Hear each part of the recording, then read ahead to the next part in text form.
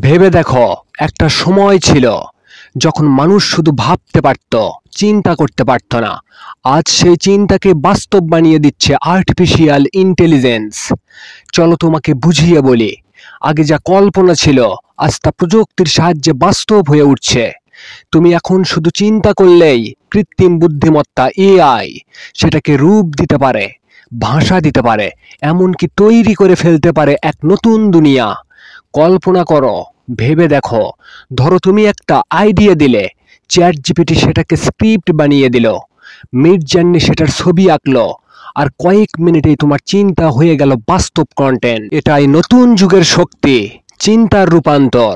কিন্তু সত্যিটা হলো, ইআই তোমার জন্য কাজ করবে কেবল তখনই যখন তুমি নিজে বিশ্বাস করবে তোমার চিন্তার উপর।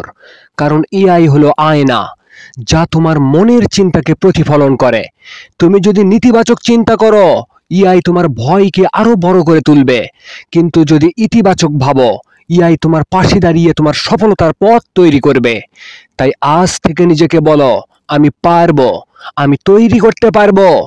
ইআই শুধু তোমার হাতিয়ার, শক্তি লুকিয়ে আছে তোমার ভেতরের বিশ্বাসে। মনে রেখো, তুমি যেমন ভাবো, ইআই তেমনই তোমার বাস্তবতা তৈরি করে। তাই নিজের চিন্তা বদলাও, আর দেখো ভবিষ্যৎ তোমার জন্যই বদলে যাচ্ছে। সাথেই থাকো সফলতার পথ বিডি, কারণ বাস্তব জীবনের অনুপ্রেরণা এখানেই শুরু হয়। ধন্যবাদ।